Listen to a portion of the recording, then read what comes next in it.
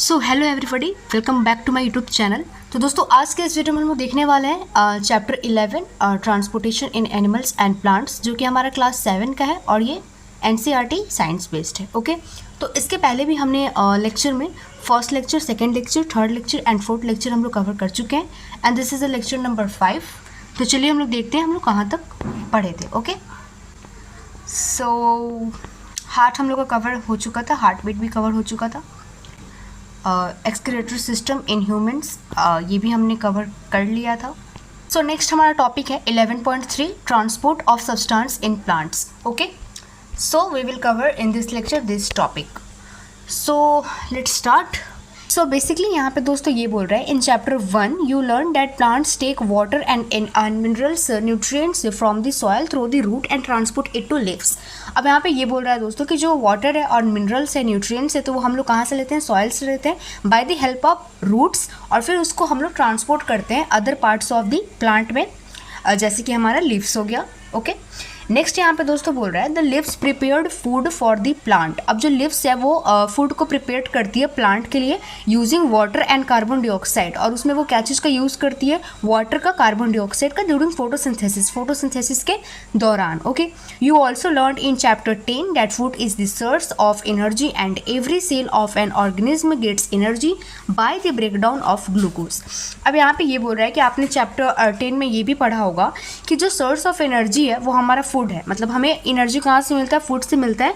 And every cell of an organism get energy by the breakdown of glucose. और हमारे body में जितने भी सेल हैं, ओके, ऑर्गेनिज्म में, ठीक है, तो वो क्या करते हैं? वो ब्रेक डाउन करते हैं ग्लूकोज का, और तब उन्हें एनर्जी मिलती है, ओके, हमारे सेल में। नेक्स्ट है हमारा the cell use energy to carry out vital activities of life. अब जो सेल है वो एनर्जी को यूज़ करता है और भी बहुत सारे फंक्शंस करने के लिए, एक्टिविटीज़ करने के लिए। Okay, therefore food must be made available to every cell of an organism. तो इसीलिए जो फूड है, राइट, वो मतलब हर एक सेल के लिए अवेलेबल होना चाहिए। ओके, उसके लिए मौजूद होना चाहिए। Have you ever wondered how water and nutrients absorbed by the root are transported to the leaves. अब यहाँ पे ये बोल रहा है कि क्या आपने कभी सोचा है कि कैसे वाटर और जो न्यूट्रिएंट्स है वो एब्जॉर्ब्ड हो जाते हैं रूट में, और रूट में एब्जॉर्ब होने के बाद वो ट्रांसपोर्ट हो जाते हैं other parts of the plants में। ओके, यहाँ पे ये बोल रहा है।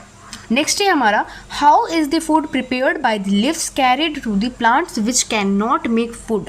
अब यहाँ पे ये बोल रहा है कि कैसे जो फूड प्रिपेयर्ड होता है by the leaves carried to the plants, मतलब जो जैसे कि फूड हमारा प्रिपेयर्ड कहाँ होता है? लिव्स में प्रिपेयर्ड होता है, फिर वो कैसे कैरी आउट हो जाता है, ठीक है, जैसे कि जो पार्ट्स हैं वो तो फूड बनाते भी नहीं है, तो फिर उनके पास कैसे कैरी आउट हो जाता है, तो यहाँ पे ये बोल रहा है। ओके, नेक्स्ट हम लोग देखते हैं क्या बोल रहा है। The root hair increase the surface area of the root for the absorption of water. अब यहाँ पे ये बोल रहा है जो रूट हेयर है वो इंक्रीज हो जाता है, right, increase the surface area, वो सरफेस एरिया को इंक्रीज कर देता है ऑफ द रूट्स।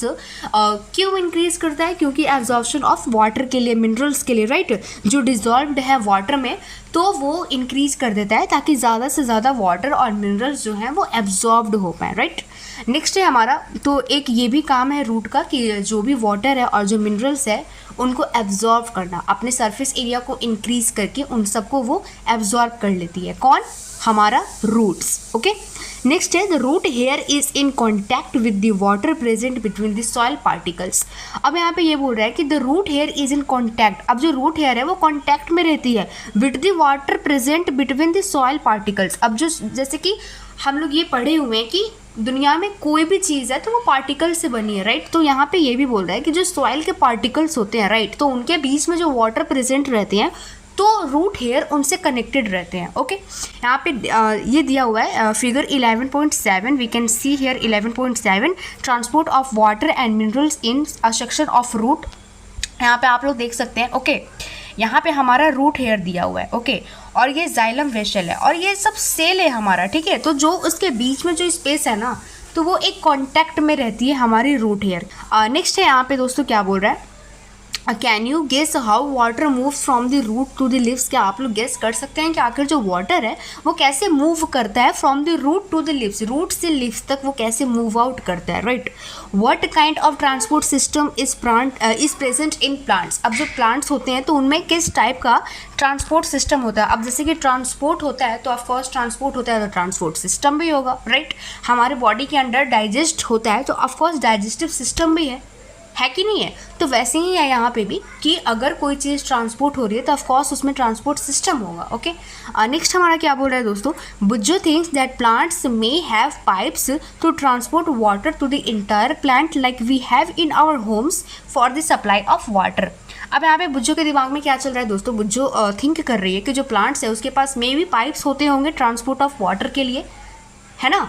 जैसे कि हमारे घरों में होते हैं, आवर होम्स से सप्लाई ऑफ वाटर जो होता है वो पाइप के माध्यम से ही तो होता है। तो बुज्जो भी वही थिंक कर रही है, ओके?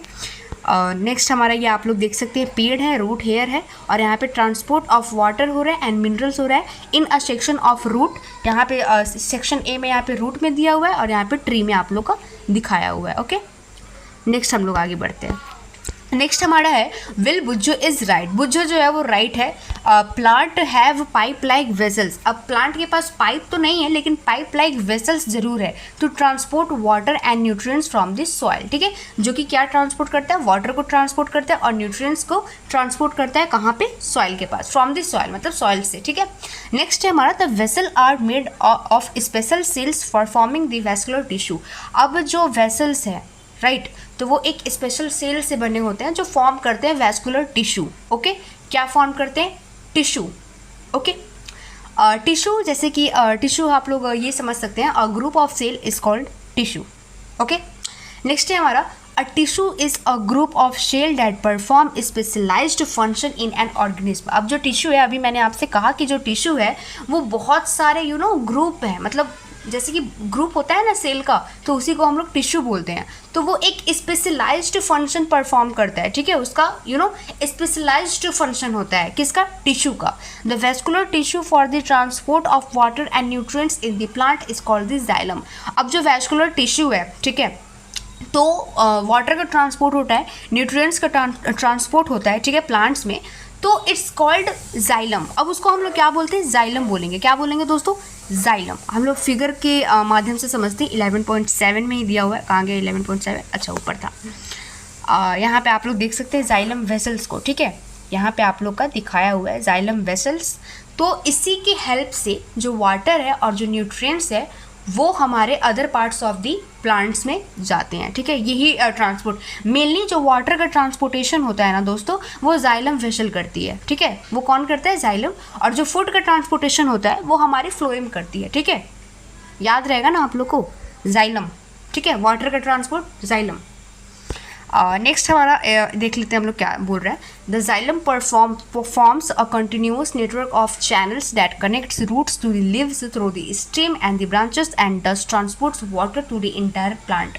अब जो जाइलम है तो वो एक कंटिन्यूअस है, उसका एक नेटवर्क है, ठीक है, जो कनेक्ट करती है रूट को लिव्स के साथ, right? Through the steam, steam के द्वारा, मतलब स्टीम की हेल्प से वो जाता है लिव्स में, राइट?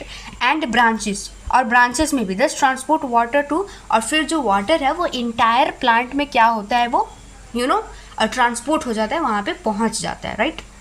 नेक्स्ट हमारा है Paheli says her mother puts lady finger and other vegetables in water if they are somewhat dry. She wants to know how water enters in to them. अब यहाँ पे पहेली भी कुछ पहेली सेज, उसने अपनी मम्मी से कहा हर मदर पुट्स की, उसकी मम्मी जो है लेडी फिंगर जो होती है एंड अदर वेजिटेबल्स जो होते हैं, राइट, उसको वाटर में पुट करती है, मतलब वाटर में रख देती है। If they are somewhat dry she wants to know how water enters in to them. अब वो पहेली सोच रही है कि आखिर वाटर उसके अंदर कैसे इंटर करता है, ये सोच रही है, ओके, थिंक कर रही है। तो नेक्स्ट हम लोग एक और पढ़ लेते हैं यहाँ पे। You know that live synthesis food. अब आप लोग को ये पता होगा कि जो लिव्स है वो सिंथेसिस करता है फूड का, ओके? फूड हमारा कहाँ बनता है? लिव्स में ही बनता है, okay? The food has to be transported to all the parts of the plant. तो जो फूड है उसको तो ट्रांसपोर्ट होना ही है जितने भी पार्ट्स ऑफ द प्लांट हैं, ओके, उसमें। This is done by the vascular tissue called phloem.